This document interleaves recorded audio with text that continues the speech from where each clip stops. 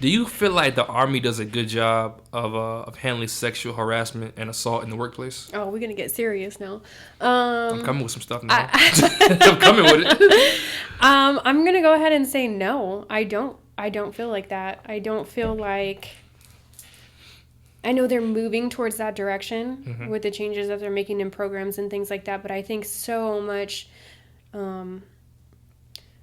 Through my lens, I think there's so much harassment that takes place that,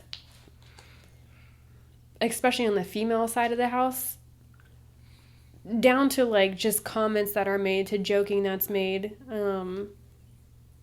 Have you Just to the personally? point where it's all the time.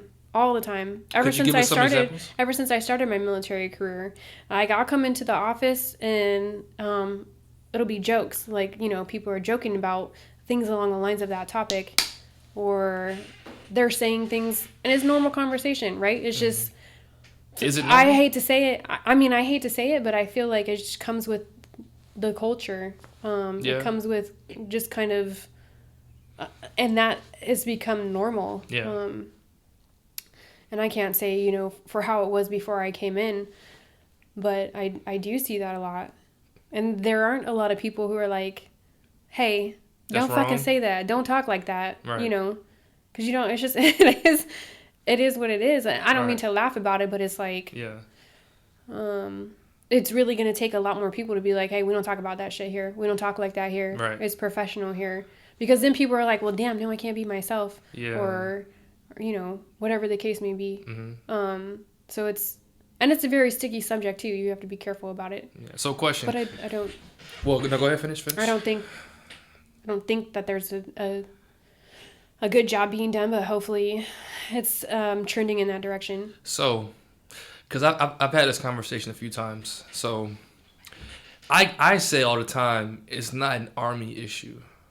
I think it is it's a human issue. It's a human issue. It's a human I agree. issue. I agree 100%. The army can bring you in. It's like a job application. When they bring you in for an interview, you don't tell them that you're lazy, that you don't show up on time. You're gonna present your best self. But when you get in, that's when your true things start to show. And you start to get written up and stuff like that. The Army can only do but so many classes, but so much retraining and stuff like that.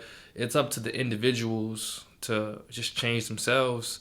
And then also the people in the workplace can do a better job of right. And on that sense, when I was like, policing it up, people don't police it up, and it's going to take us to be like, we don't talk about stuff like that here. We don't say things like that. Like, it really falls. It's really